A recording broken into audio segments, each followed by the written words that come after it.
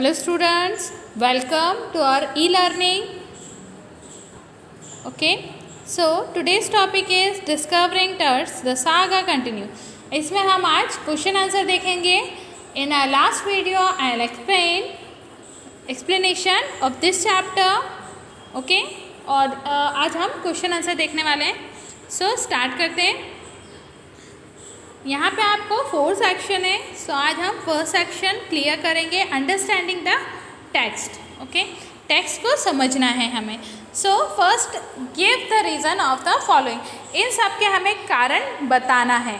Okay, so इसमें आपको multiple questions है. फर्स्ट क्वेश्चन है, King Tut's body has been subjected to repeated scrutiny. मतलब किस तरह से वो बार बार निकाली गई. सो आंसर है, the mummy of king has entered world wide fame for the riches it was buried with.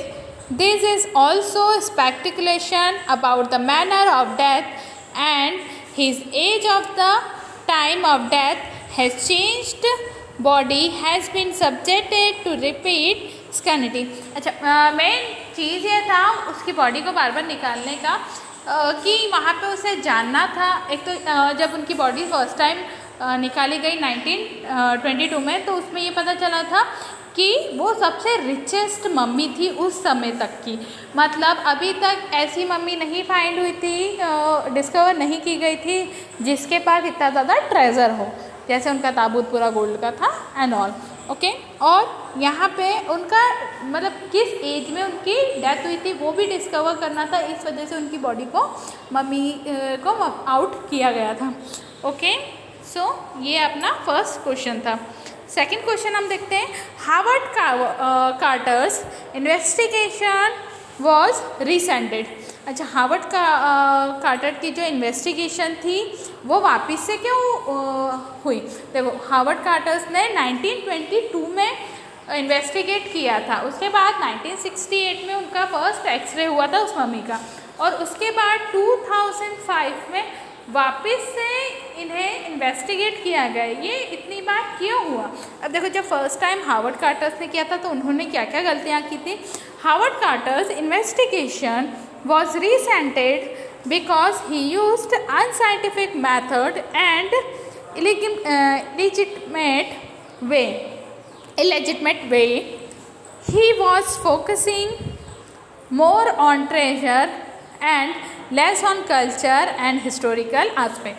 अच्छा, अब जब हार्वर्ड कार्टर्स था उसका मेन फोकस क्या था कि कितना पैसा निकला है, कितना ट्रेजर है, कितनी ज़्यादा रिच फैमिली से ये बिलोंग करते थे, कितना ज़्यादा रिच इनका जो कैफिन है वो है. ये सारी चीज़ों पे वो ज़्यादा फोकस कर रहे थे, मतलब पैसे पे ज़्यादा फोकस कर रहे थे कंपैरेटिवली कि उस समय पे उनका कल्चर क्या था. कल्चर वगैरह कुछ भी उन्होंने एग्जामिन नहीं किया था, ना इन्वेस्टिगेट किया था, और हिस्टोरिकल एस्पेक्ट से भी उनकी बॉडी नहीं निकाली थी उन्होंने. इस वजह से उसको वापस रिसेंट किया गया इन्वेस्टिगेशन को.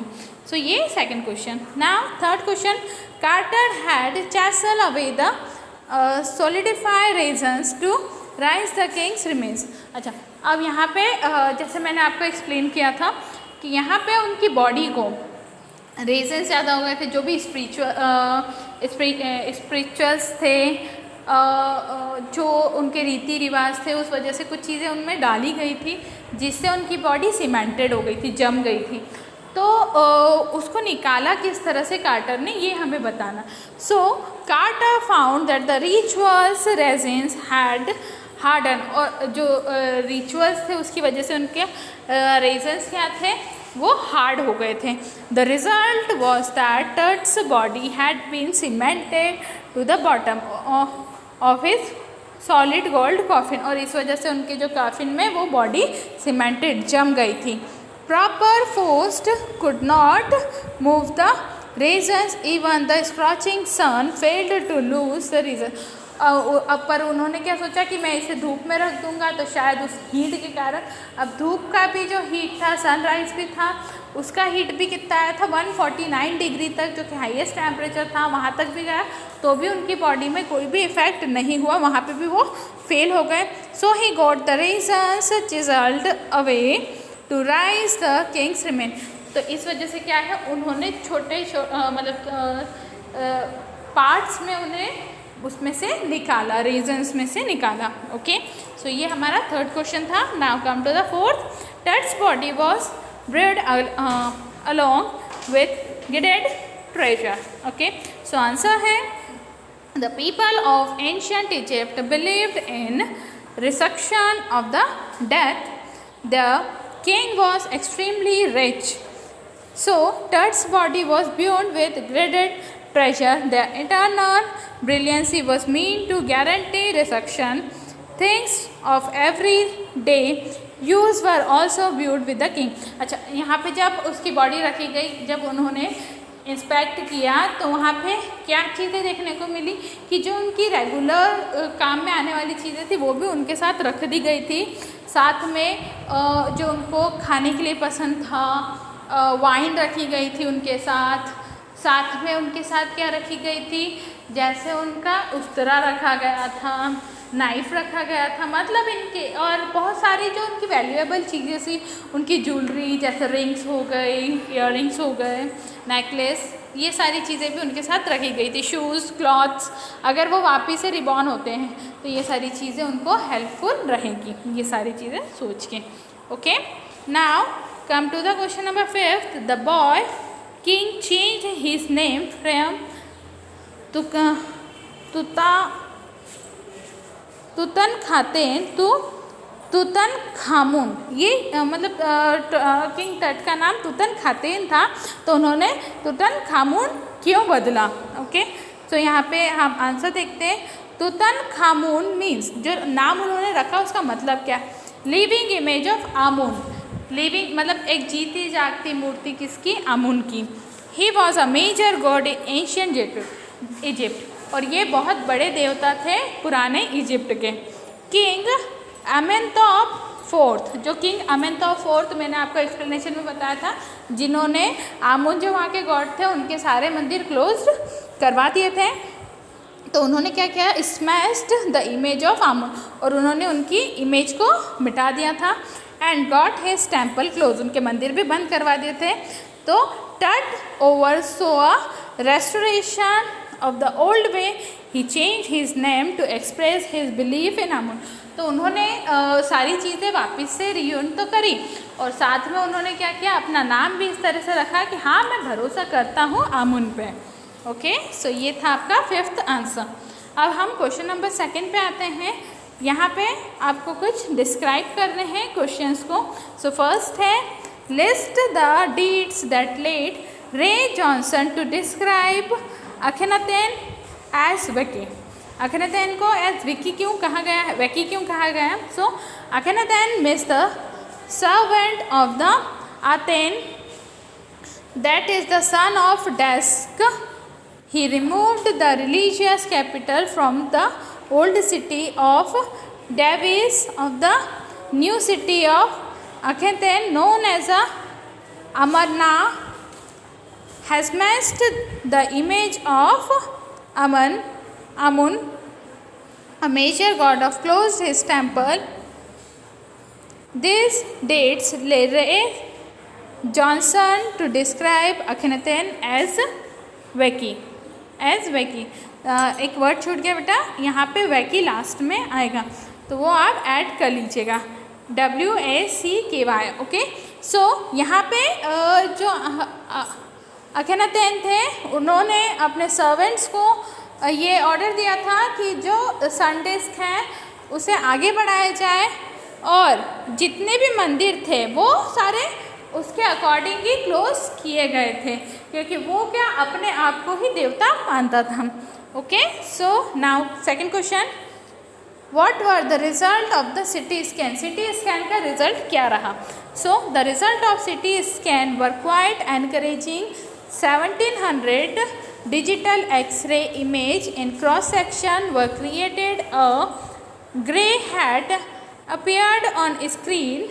Neck vertebrae were quite clear. The image of hand rib, cage and skull were equally bright. This revealed that nothing had gone seriously wrong with the turt's body. अच्छा, यहाँ पे सिटी स्कैन हुए, जैसे 1700 digital x ray निकले उनके, और और उनके हाथ का हुआ, पैर का हुआ, स्कल का हुआ, जो स्केलेटन होता है उसका हुआ। ये सारी चीज़ों से उनको ये क्लियर हो गया कि हाँ, टर्ट्स के साथ कुछ भी गलत नहीं हुआ था, मतलब जो उनकी डेथ हुई थी वो नेचुरल डेथ थी, उनका मर्डर नहीं हुआ था। Okay, question number 3, list the advance in technology that have improved forensic analysis. So क्या क्या फॉरेंसिक एनालिसिस में किया गया था वो हमें बताना है। The advance in technology have helped in improving forensic analysis. This include, इनमें क्या क्या चीज़ें इंक्लूड है, देखो, एक्सरे है, अल्ट्रासाउंड है, सिटी स्कैन है, पोस्टमार्टम है, ऑटोस्पी और biopsy. All this help and diagnose and provide exact information. और इससे क्या है, हमको एक अंदाज वाली नहीं, एक एग्जैक्ट इन्फॉर्मेशन प्रोवाइड हुई थी। Okay, now 4th question, explain the statement king there is one of the mummies to be scanned in death as in life. मतलब ये पहली मम्मी थी जो कि जिनकी मृत्यु हुई थी, और उनकी मृत्यु के बाद भी उनके जीवन के बारे में पढ़ा गया है। So King Tut's mummy was the first one to be X-rayed in an anatomy professor in 1968। पहला एक्सरे उनका हुआ था 1968 में, जो कि एक एनाटॉमी प्रोफेसर ने किया था।